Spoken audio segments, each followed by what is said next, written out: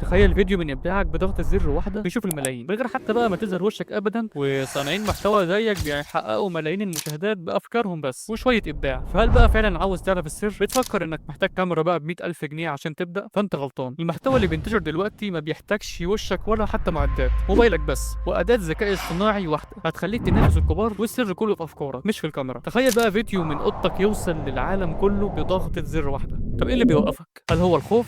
الصوت اللي في دماغك اللي بيقولك هتفشل او محدش هيشوفك؟ اسمعني، الكل بيخاف في البدايه، بس الفرق بينك وبين صانع المحتوى الناجح هو انه عمل اول خطوه. صدقني المشاهدين مش هيبصوا على وشك، هيبصوا على ابداع. الخوف ده عامل زي ورقه، كل اللي عليك انك تقطعها. جرب النهارده وهتشوف الفرق. في الدقيقه الجايه هوريك بالظبط ازاي تحول افكارك لمحتوى يجذب الملايين من غير وشك حتى، وهتكتشف فعلا ان الطريق اسهل مما تتخيل. خليك معايا ورحلتك كصانع محتوى هتبدا دلوقتي، ويلا جهز نفسك.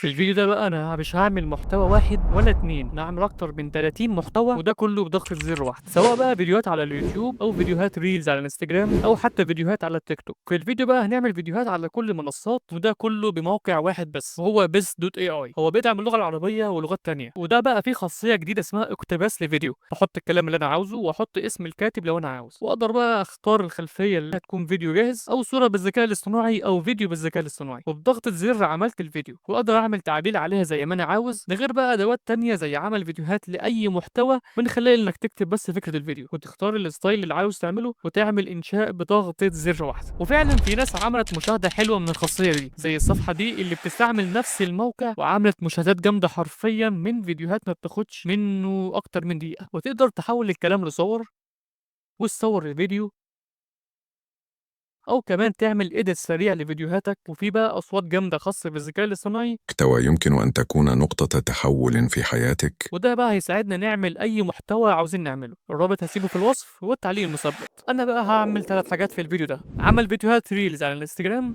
وعمل فيديوهات شورتس على اليوتيوب، وعمل فيديوهات على التيك توك.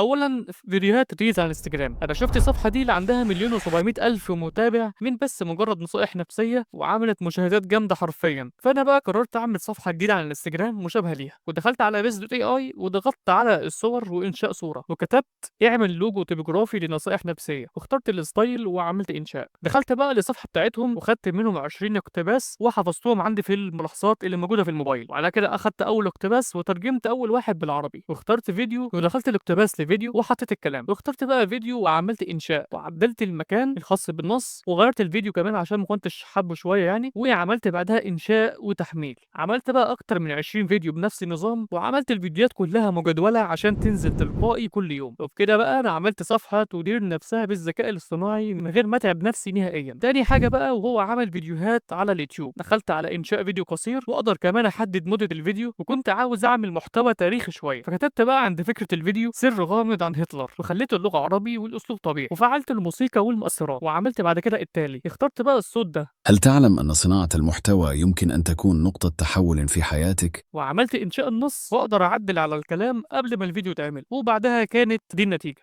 هل كنت تعلم أن هناك سرا خطيرا عن هتلر قد يغير نظرتنا لتاريخه؟ اكتشف الحقيقة المدهشة والغامضة التي لم يذكر عنها مسبقا حقا بكل تفاصيل. في آخر أيامه جلس هتلر في ملجئه تحت برلين ممسكا بدفتر أسود صغير لا يعرف أحد بوجوده، كتب فيه سرا لم يعترف به قط. أمي لم تكن كما قالوا، كانت من أصل يهودي، دمائي التي أنكرها هي ذاتها التي حاربتها. هذا السر اكتشفه شابا فأنكره وخبأه، وبدأ حربا ضد ذاته قبل أن تكون ضد العالم. في لحظاته الأخيرة مزق الدفتر وهمس للمرآة: أنا لعنة صنعتها بنفسي. يقال إن جنديا روسيا وجد بقايا الدفتر، لكن ما قرأه هناك بقي طي الكتمان. ربما لم يكن هتلر يكره أحدا بقدر ما كان يكره ما رآه في نفسه.